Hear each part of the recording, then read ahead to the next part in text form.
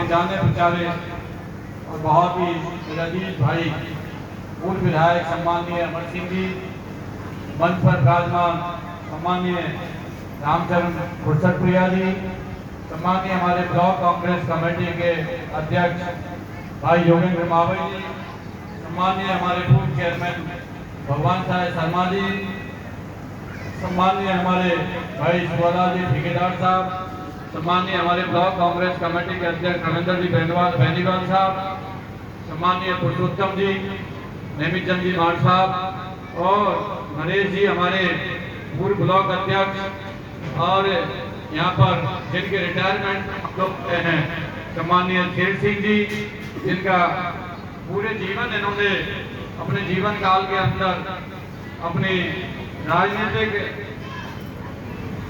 के साथ साथ अपना जो नौकरी के अंदर अपना इन्होंने सेवा दी।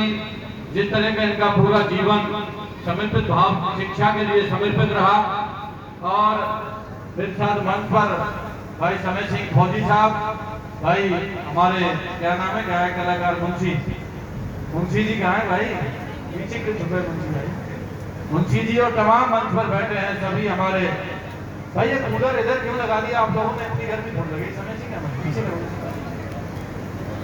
डिस्टर्ब क्यों करते हो, गिर मत जाइए समय सिंह, गिर मत जाना, डिस्टर्ब मत, बस ठीक है बैठ जाइए, लोगों को परेशानी मत नहीं होनी चाहिए हमारी वजह से। सभी यहाँ पर विराजमान हमारे सम्मानित मंच पर मंचासी समस्त हमारे पूजा के बुजुर्गों, नौजवान साथी, हमारे महाशक्ति नेमित चंद जी मार साहब, राम प्रसाद जी मार साहब, तमाम हमारे जो टीचर नौजी बैठी है। आज के युग में नौकरी करना कोई आसान काम नहीं है। नौकरी और राजनीतिक ये दोनों सेम सा पैटर्न है। एक नौकरी वाला लगता है, इनके पीछे भी लोग लग जाते हैं किस तरह नौकरी में इनको कैसे इनको परास्त किया जाए। वही राजनीतिक जीवन का हाल है, चाहे सरपंच हो, चाहे पंच हो, चाहे प्रधान हो, चाहे एमएलए हो, चाहे एमपी हो, उनको भी लोग पीछे लग जाते हैं कि कैसे इनका मामला डाउन हो।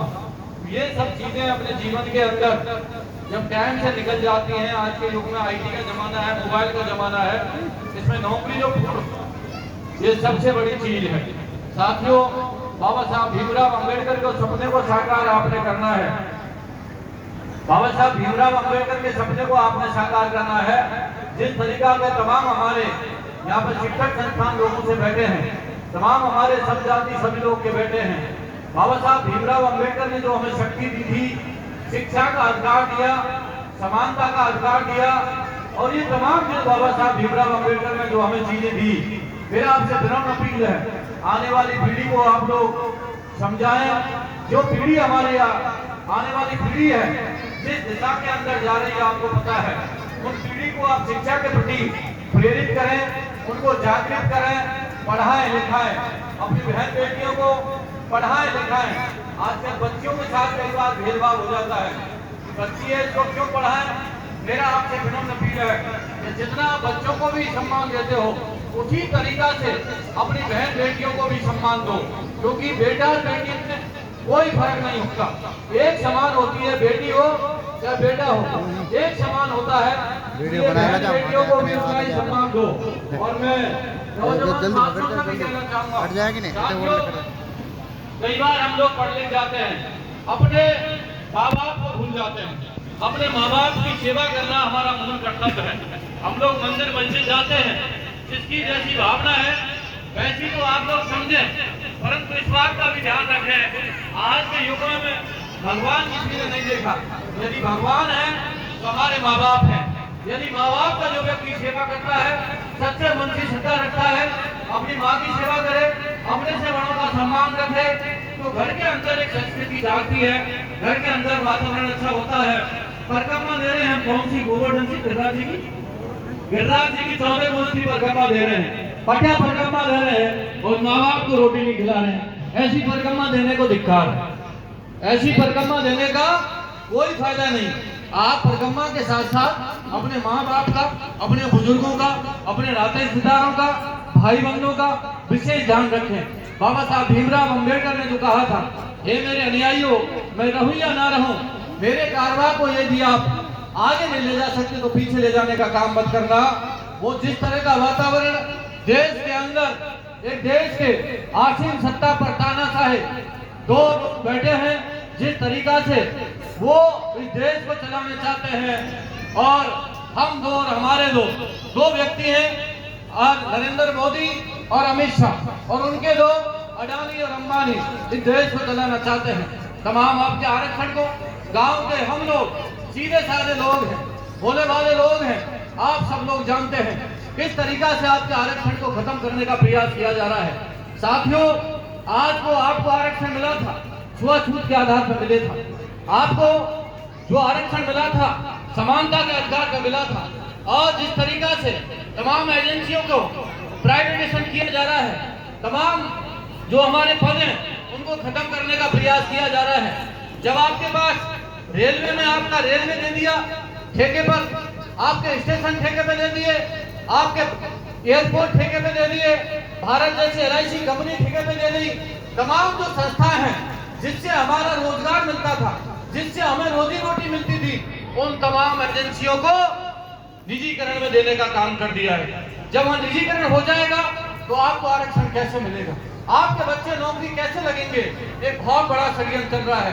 लैटरल एंट्री की तरह बैक दरवाजे से जो RSS और भारतीय जनता पार्टी के कार्यकर्ता हैं उनको लैटरल एंट्री से और IAS बनाया जा रहा है। आज IAS बनता है, आप समझो UPSC का पेपर होता है, कितनी तरीका से पेपर देता है। हम अपना खेत जमीन अपना पेट काट के अपने बच्चों को पढ़ाते हैं, तब ये UPSC का पेपर होता है। तब एक बार में क्लियर नहीं होता है, 2 बार में भी क्लियर नहीं होता है, 4 बार में UPSC का पेपर क्लियर होता है। और भारतीय जनता पार्टी का कार्यकर्ता सीधा UPSC और IAS का कैडर बन रहा है। जिस तरह से देश के साथ छलावा हो रहा है, तमाम कोयला खदानों को भेज दिया, बिजली अडानी को दे दी, जो चीजें चल रही हैं, ये सब SC ST OBC जिस तरह का आरक्षण EWS उसको खत्म करने का प्रयास भारतीय जनता पार्टी और नरेंद्र मोदी करने का प्रयास किया जा रहा है। कैसा देश में माहौल है आप देखिए। यदि देश में आतंकी हमला करते हैं, उसके बाद आप सब लोग खड़े होते हैं तो बोलते हैं देशभक्त है, और यदि कोई विपक्षी दल उनसे सवाल पूछ लिया जाता है उनको कहते हैं देशद्रोही है। कैसा जमाना आ गया है, उनसे सवाल करो तो देशद्रोही, उनके हाँ में हाँ मिलाओ तो देशभक्त। आप सोचिए जिस तरह का वातावरण देश के अंदर है, हमारे महबूब नेता राहुल गांधी जिस तरह से आपकी लड़ाई लड़ रहे हैं, जिस तरीका से दलित शोषित पिछड़ों की लड़ाई लड़ रहे हैं, खड़गे साहब किस तरह का भाषण कल उन्होंने दिया था, अपना संविधान बचाओ कार्यक्रम जो हमारे वकीलों का कार्यक्रम था, किस तरह का खड़गे साहब ने भाषण दिया था, किस तरह का राहुल गांधी जी ने भाषण दिया था। आप सब लोग ट्विटर माध्यम से, फेसबुक के माध्यम से देख रहे होंगे, मैं उस कार्यक्रम में मौजूद था। आगे से नारे लग रहे थे, हमारा राजा कैसा हो, राहुल गांधी जैसा हो, ऐसा नारा लोग लगा रहे थे। राहुल गांधी जी ने बोला मैं राजा नहीं हूं और मैं राजा बनना भी नहीं चाहता, राजा तो एक ही देश में बनना चाहता है, उसका नाम है राहुल गांधी। मैं तो आपका भाई हूं, आपका बेटा हूं, आपका सेवक हूं, ये राहुल गांधी जी ने कल का वातावरण में कहा था। और वो कोसते हैं बाबा साहब भीमराव अंबेडकर के संविधान को, वो कोसते हैं पंडित जवाहरलाल नेहरू को, वो कोसते हैं स्वर्गीय इंदिरा गांधी जी को। अपना काम एक नहीं गिनाते, 70 साल पुराने इतिहास में चले जाते हैं। राहुल गांधी जी ने कहा पार्लियामेंट के अंदर कि यदि नरेंद्र मोदी जी आप में दम है, आप में ताकत है, इंदिरा गांधी जी का आप आधा करके दिखा दो। उन्होंने बांग्लादेश के 2 टुकड़े पर कर दिए थे। जब पाकिस्तान और हिंदुस्तान में लड़ाई हुई थी तो बांग्लादेश के 2 टुकड़े कर दिए। आज 2 भाइयों में लड़ाई होती है, मान के चलो हिंदुस्तान पाकिस्तान में लड़ाई हो रही है, 28 हमारी बहनें विधवा हो गई, उनका सिंदूर उजड़ गया, और भारतीय जनता पार्टी को चिंता नहीं, युद्ध होता है, तमाम हमारा भी नुकसान होता है, और तमाम ठिकाने पाकिस्तान के भी रास्ता-मुंह होते हैं। कांग्रेस पार्टी और हिंदुस्तान की जनता ने उसके साथ खड़ा रहे और ये कहा हम लोग देश के साथ है, परंतु ना तो विपक्ष को पूछा, ना उनको पूछा, बीच में ट्रंप पंचायत करने आ गया कि आपका राजीनामा हो गया। ट्रंप कौन होता है भारत और पाकिस्तान के बीच में? इसका मतलब एक तरफ नरेंद्र मोदी कहता था, उनका प्रचार करने गया, अब की बार ट्रंप सरकार, अब की बार ट्रंप सरकार, और ट्रंप ने ऐसे राव उसको नरेंद्र मोदी को दबा दिया, एक भी जवाब नहीं दिया कि ट्रंप कैसे ऐसे बोल सकता है। अभी परसों के रोज आपने देखा होगा, नौजवान साथी हैं, जिस तरीका 25% का टैरिफ हिंदुस्तान के ऊपर लगा दिया और एक अर्थव्यवस्था और एक इकोनॉमी को झटका देने का काम भारतीय जनता पार्टी ने किया है। एक समय इंदिरा गांधी थी, एक समय स्वर्गीय राजीव गांधी थे, पंडित जवाहरलाल नेहरू थे, डॉक्टर मनमोहन सिंह थे, पीवी नरसिंह राव थे। आपके आरक्षण में कभी खतरा होने नहीं दिया। एक भारतीय जनता पार्टी है, हमेशा दलित शोषित पिछड़ों को जिस तरीका से आरक्षण खत्म करने का प्रयास कर रही है, इस ढांचे को, हिंदुस्तान के ढांचे को खत्म करने का प्रयास कर रही है, हिंदुस्तान की नौकरियों को खत्म करने का प्रयास कर रही है।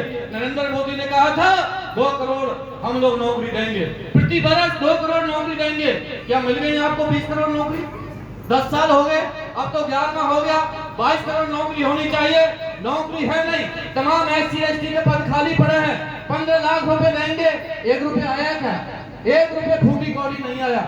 जिस तरह की जुमलेबाजी करते हैं और जाति और धर्म के नाम पर जिस तरीका से लोगों को लड़ाने का काम करते हैं, हम सब लोग जाति धर्म से ऊपर उठकर, हमारा यदि हम लोग फार्म के अंदर लिखते हैं, उसमें लिखे जाती है भारतीय इंडियन। हम लोग इंडियन हैं, जाति हमारी बाद में है, हम भारतीय हैं। गर्व से कहते हैं हम भारतीय हैं। वो हमको छोटी जात से बड़ी जात को लड़ाने का काम करते हैं, हिंदू मुस्लिम करने का काम करते हैं। मेरा आप सब नौजवान साथियों से निवेदन है, हम सब लोग एक हैं, एक हमको रहना है। बाबा साहब भीमराव अम्बेडकर ने कहा था, शिक्षित रहो, संगठित रहो और संघर्षशील रहो, संघर्ष करो। इसलिए संगठन करना हमारी पहली प्राथमिकता है। हम सब लोगों को संगठित रहना है, अपने बच्चों को पढ़ाना लिखाना है। ये कार्यक्रम पहले 31 तारीख को होना था, क्योंकि मेरी पार्लियामेंट चल रही थी। मैंने आप लोगों से निवेदन किया था कि मुझे छुट्टी नहीं मिल पाएगी, मैं 1 तारीख को या 31 को नहीं आ पाऊंगा। आज हमारी संडे की छुट्टी थी, मैं सुबह आपके बीच में आया, आपने मान सम्मान प्यार दिया, आशीर्वाद दिया।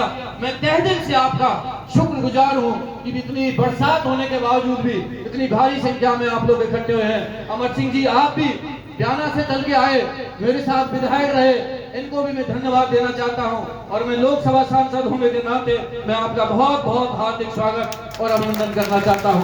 साथियों, मेरा तो आपसे विनम्र अपील है, आपको सबको संगठित रहना है। आपको लोग लड़ाने का काम करेंगे, आपको किस तरीका से झगड़ने का काम करेंगे, वो मेरा आपसे और भी निवेदन है। समाज के अंदर बहुत सारी कुरीतियां पड़ी हैं, समाज के अंदर विभाजन होते जा रहे हैं, डिवीजन होते जा रहे हैं। कोई किसी गोत्र के ऊपर, किसी के अपने पराये के ऊपर मेरा हाथ जोड़ के निवेदन है, और कहीं हो ना हो, तुम तो एक जगह बैठ के उसका पी लो भाई दादा, इतना तो कर लो, आप सब लोग तो एक हो जाओ। मैं कैसे आपकी लड़ाई लड़ पाऊंगा जब आप ही एक नहीं हो पाओगे। जब मैं किसी गांव में जाता हूं तो मुझे दुख होता है, वो कहता है ये फलाना थोक है, ये ढेका थोक, काई का थोक और काई के ये फलानी चीजें। एक रहो, राजनीति हो चाहे सामाजिक क्षेत्र हो, बड़ा दिल रखो।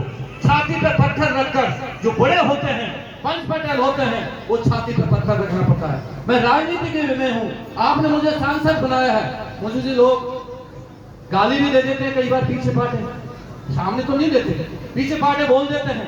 कोई ऊंची आवाज में भी बोलता है, कई बार दूसरे दल का आदमी होता है, उसको भी साथ में रखना पड़ता है, कई बार और चीजें भी हो जाते हैं। उन सबको झेल के, अपने मन को भारी करके, छाती पे पत्थर रख के मैं राजनीति करता हूँ। इसलिए करता हूँ कि किसी तरह का कोई किसी तरह का विवाद ना बने, आपस में विभाजन ना हो। इसलिए मेरा आपसे निवेदन है, राजनीति और सामाजिक क्षेत्र के अंदर वही जब पेड़ बड़ा होता है, जो पेड़ बड़ा होता जाता है उसमें फल लग जाता है, तो हमेशा जो जिस पेड़ के अंदर फल होता है उसी फल के पेड़ को हमेशा झुकना पड़ता है। इसलिए